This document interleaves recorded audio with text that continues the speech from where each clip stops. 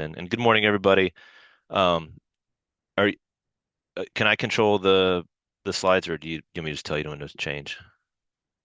Um, let's see. It doesn't matter either way. Yeah, I guess I have it set up where I can change the sign. Okay, I'll just tell you in the next slide. Okay.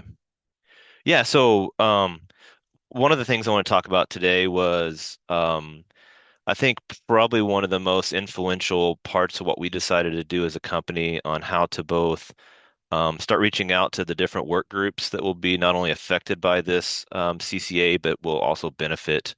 And we did that pretty early, just internal trying to get through the application process. So that's kind of what I'm going to touch on today. Next slide, Megan. So real quick, who is Evergy? We're kind of your traditional electric utility where we produce the power all the way down to putting meters on businesses and homes. We operate primarily in Kansas and Missouri. We do have a few assets in Oklahoma and maybe one in Mississippi, but they're pretty far removed from our traditional day-to-day work. We have about 1.7 million customers across both the states. And probably some pertinent statistics for this group is we have about 70,000 miles of power lines out there on the landscape. So that's both distribution and transmission level voltages. So that kind of gives you an idea of the type of infrastructure that we manage and have largely enrolled in this agreement. So next slide, please. Real quick, an additional slide to give you an idea of where we primarily operate. And so the different colors here showing really just meaningless for most people, but that's just kind of how our operational sub companies work. So we're really in the eastern one half of Kansas, and then the more the western, probably northwestern one third of Missouri is where we do most of our day-to-day business. But we have other facilities, like you can see some of the wind farms out west. We don't own and operate all those, but we do buy power from them. And so that just kind of gives you an idea of where we operate and most of our CCA efforts are. Next slide. Um, Next couple slides, Megan mentioned, we've been in the CCA for since 2020, about 2021, about 6 years now. Um, we have enrolled about 168,000 acres across those two states that I showed you. Of that, based on, we kind of have a mix of generation properties and then more your true rights of way. The mix between the two requires us to come up and maintain at least 21,000 acres of adopted habitat across our territory. And pretty consistently and pretty similar in 2025, we have adopted acres on really about 30,000 acres. That's what we report on an annual basis. So it's, we're a little kind of a 10,000 acre cushion, as you say, and probably about half of that, if it breaks down, is about 50% of that 30,000 acres is on our rights of way that we just have limited authority to manage, and then the other half is on our company-owned lands, which we do have a lot more authority to manage. The picture in the background, you can kind of see the pole at the top. It's really cut out just for formatting, but this is a typical right-of-way in a large grassland that we have the benefit of having in Kansas called the Flint Hills. It's one of the largest remaining tallgrass prairies in the world. Um, and we just don't do a lot of management, right? We just do no harm, and so we that's just kind of how a lot of that work occurs on our rights of way, more further into the western side of our territory. We do implement the full suite of conservation measures. Like I mentioned, the majority of that is just simply suitable habitat set-asides on these large grasslands that are ultimately maintained by the underlying ranchers.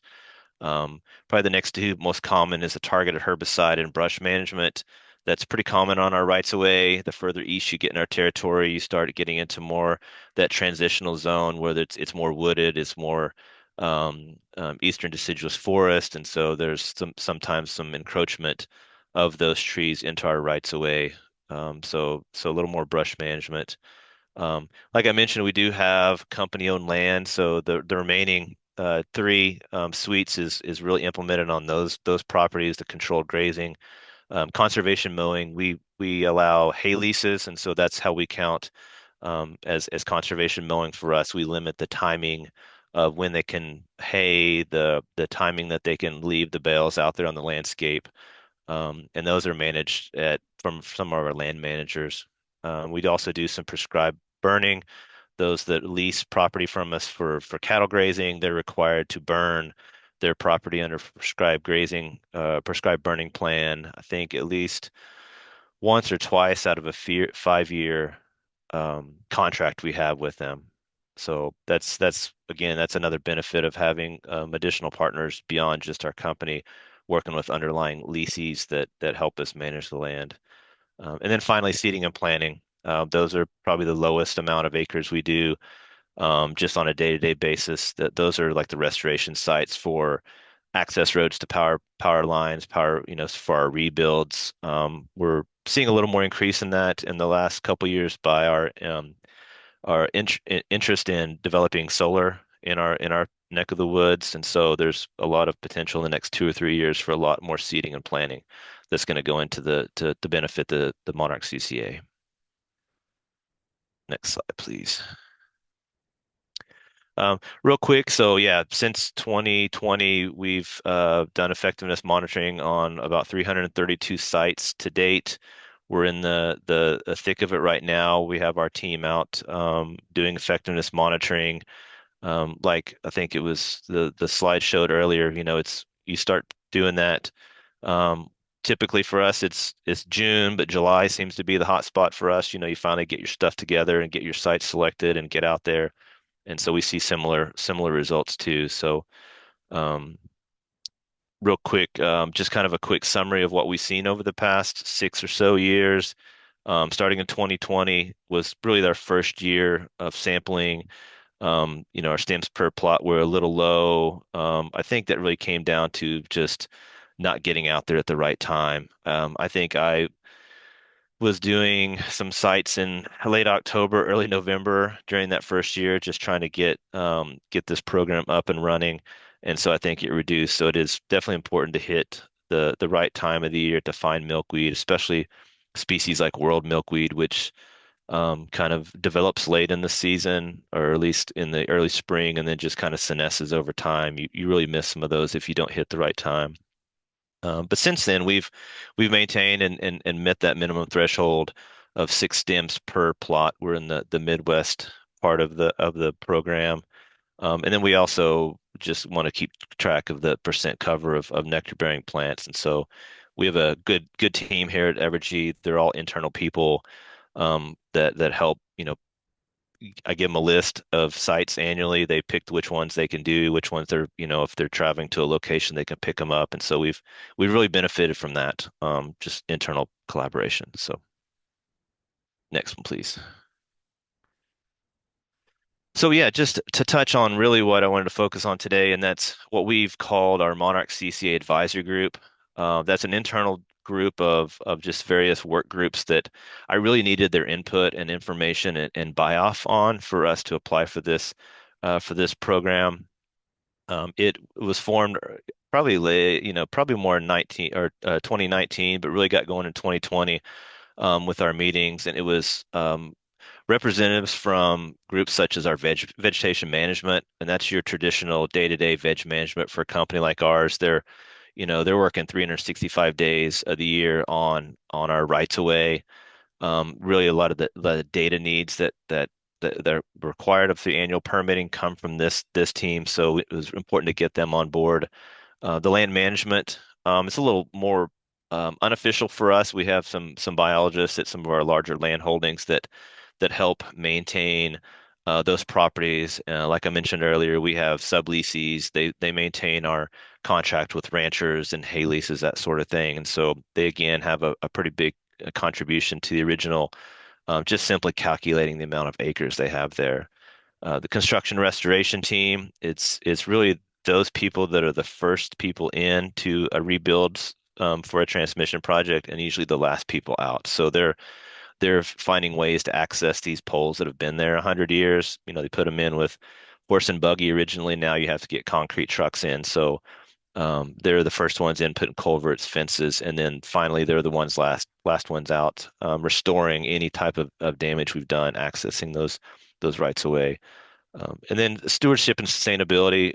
That was a group we've had a long history of kind of internal volunteerism for environmental issues called the Green Team. It's a group of really not only company employees, but past employees and just sometimes people from the public that like to partner and get together, plant trees where the trees are needed, restore grasslands, do wetland work. And so that was our core group getting together initially from the application. That group quickly transitioned over to this, an implementation phase, data needs phase, and so we maintain that group internal to Evergy. Um, at this point, we have biannual meetings. I think when we first got this group together, we were probably meeting quarterly, just to kind of keep that cadence up, and to instill so that so they could understand what we needed, what the data was required, and for me to get an idea of what data they even had. So at present, we meet twice a year. I typically try to schedule our first meeting the first quarter of the year, so I can at that time, we've supplied our data to UIC for their larger report. I can kind of give them an idea of milkweed stems per acre, the different any type of seeding restoration work that we've done. And then I'll schedule kind of a fourth quarter meeting where I'm kind of keying up for, hey, the annual report is due in the next couple of months. Don't, have a reminder to give me your data. I think in the last couple of years, I've not really had to remind them. They've just kind of put that together and got it to me by the end of the year for our annual report. So next slide.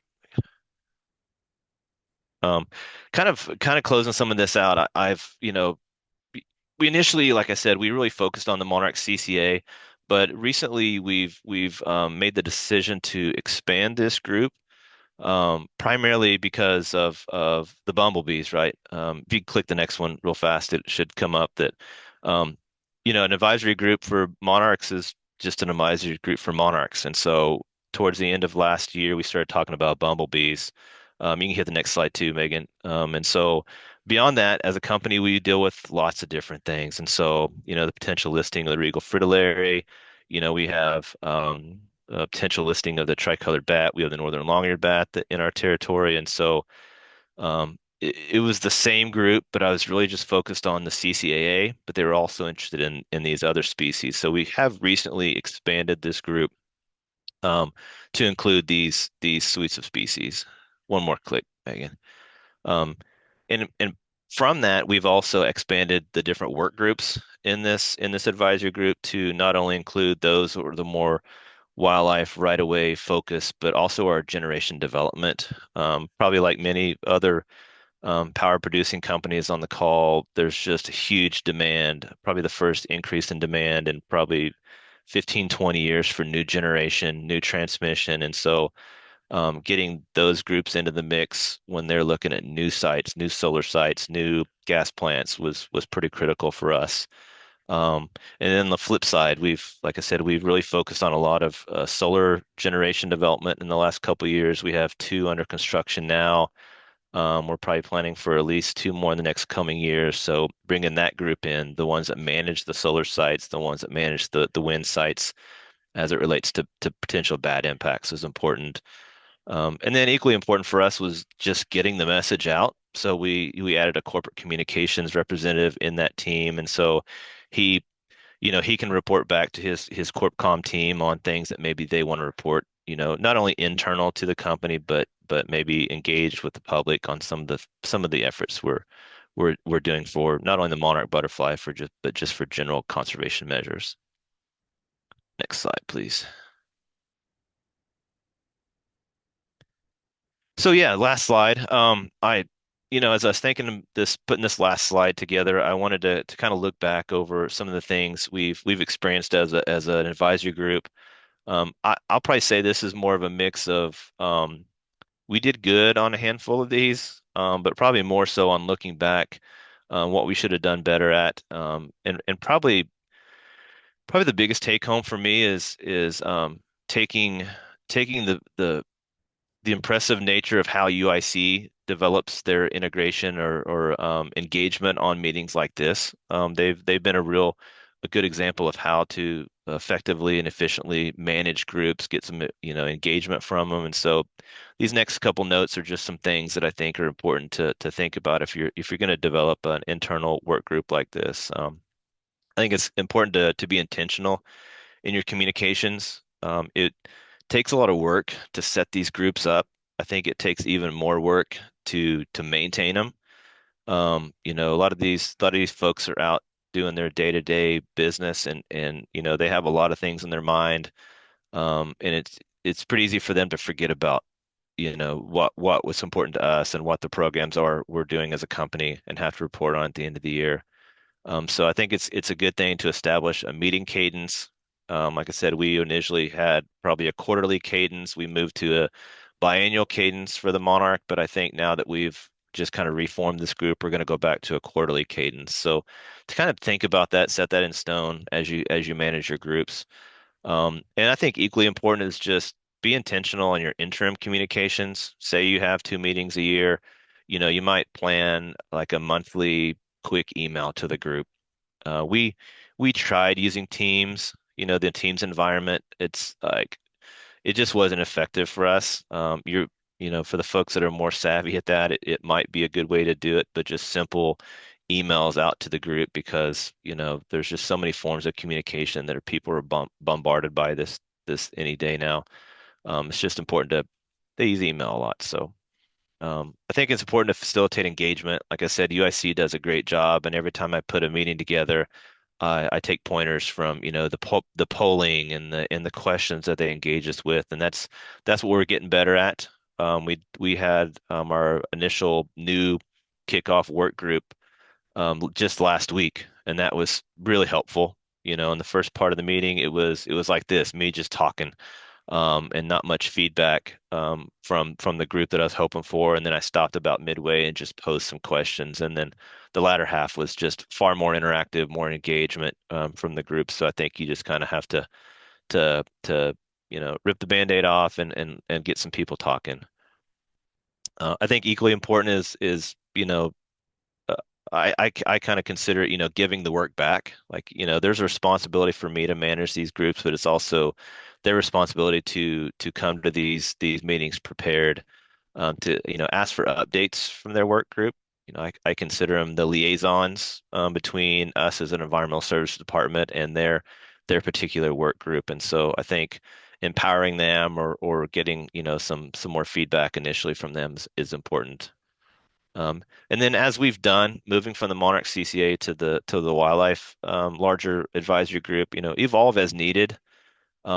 If things are changing in your company or your agency and you see a need or there's a lack of engagement or lack of information transfer, kind of use that advisory group as that mechanism and definitely get feedback from them. We had some really good feedback from one of our veg managers. Actually, he attended two of them attended the row meeting up in Canada, and so his take home was really important. He said some interesting things where he was talking with his colleagues on the East Coast, the West Coast, saying they've had to deal with a lot of these listed species for years and years, and I think here in the central United States, our time has come where they're not just really focused, localized, threatened or endangered species. It's larger landscapes. It's the monarch. It's the southern plains bumblebee, the American bumblebee. So I think our business understanding, our business model is going to have to change in the next few years to accommodate those potential listings. And so that was really good feedback from him because that was not solicited by me, but no, he really enjoyed the meeting in the last row meeting, and so that was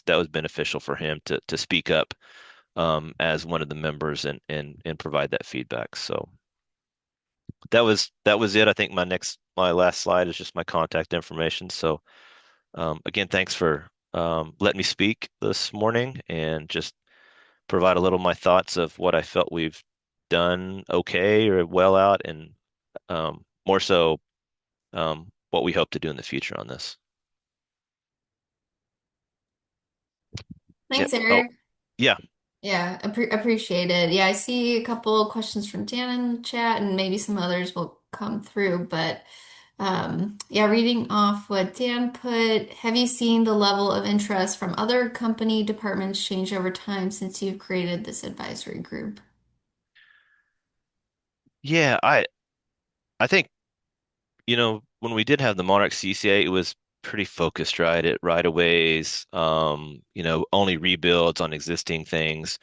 I think there's definitely has been some interest in more of the greenfield folks that are dealing on that, as well as our operations folks on primarily our solar sites. Like we've really made a big push to provide pollinator or establish pollinator habitat on not only our smaller community sites, but also on our larger, commercial grade industrial solar sites. So um, I think what they've learned really quickly is, and I don't know how many years I've said this, when you're trying to establish, you're going from cropland to grassland, it's not just simply planting the seeds and walking away. I think every company tries to find cost-cutting measures to hire a company that could just put seed in the ground, and then you go back to your normal veg management teams that have zero turn mowers, right? And the highest level they can mow is five inches off the ground, and we've seen those not work really well. So I think it's they're finally understanding that you have to have the right expertise to do that. You have to have the consultants, the different companies that have expertise. So I think they're finding that out the hard way that and they've asked to kind of join this group, and that's why we did add some of the operational team to this new expanded group. Yeah, picking back off of that, I had kind of a similar question. If there was any pushback for joining the advisory committee, like if certain groups felt like they didn't have the time, or if upper management thought, this wasn't something worthwhile. Was there any sort of that pushback when forming this? I Not really. I've kind of learned over the last few years. Um, it kind of be intentional on who you select for those groups.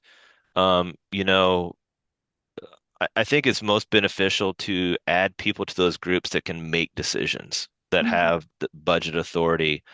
And so when I was thinking about adding new people to this group, I was kind of actually going pretty high, well above my pay grade, to add to these people. I mean, they were, directors, senior directors, close to VPs, depending on the structure of their particular department.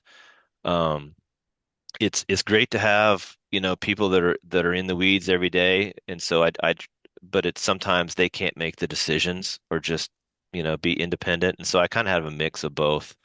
So I didn't really ever get much pushback. There would, if that particular person didn't have time or didn't feel like they could commit to it, I always gave them the option of like, hey, who do you think would be good for your group? Who would be a good liaison? But I think at the end of the day, I really got no pushback um, from anybody to form this group. So,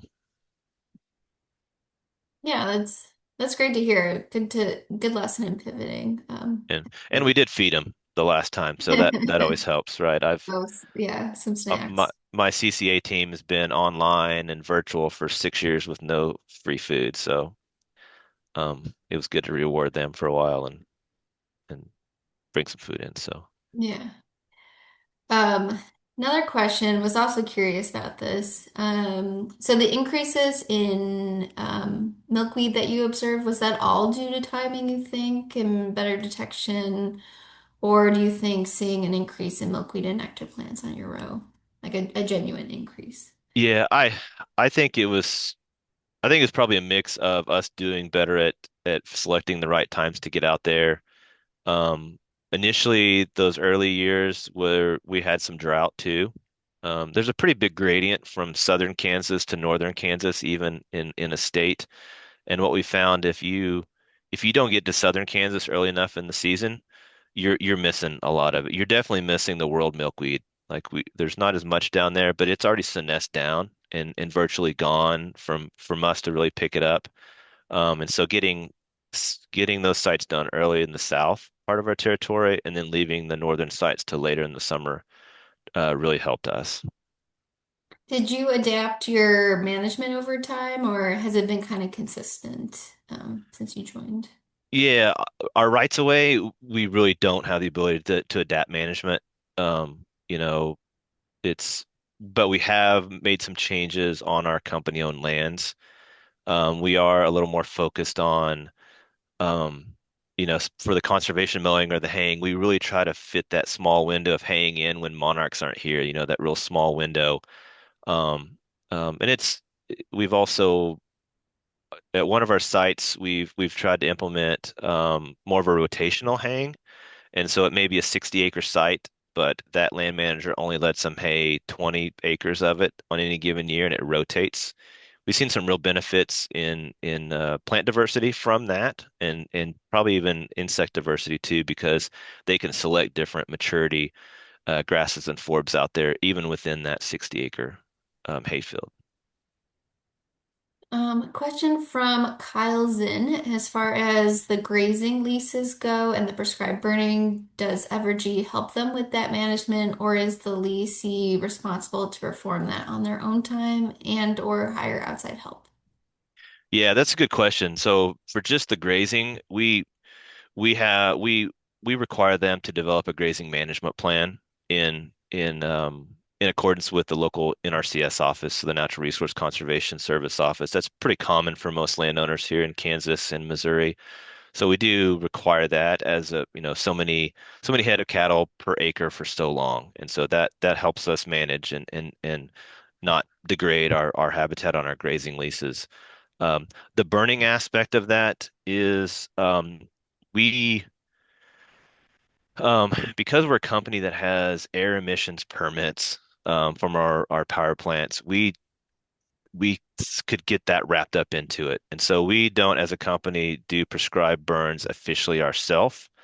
Occasionally, our fire brigades at our larger sites will assist in runaway fires or spraying some stuff down, but we're not the ones lighting the match. It's not really a liability issue for us. It's just a air emissions because we're causing additional air emissions that plays into all the other reporting that us as a company might have to go through. So it's really up to that specific land manager that's leasing our property.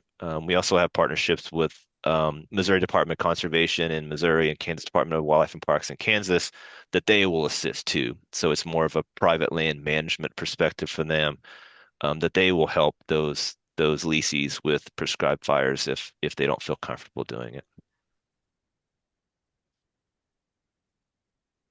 That's all the questions I see in the chat. Does anyone else want to come off mute and ask Eric any other questions about the advisory committee or their implementation of the Monarch CCAA?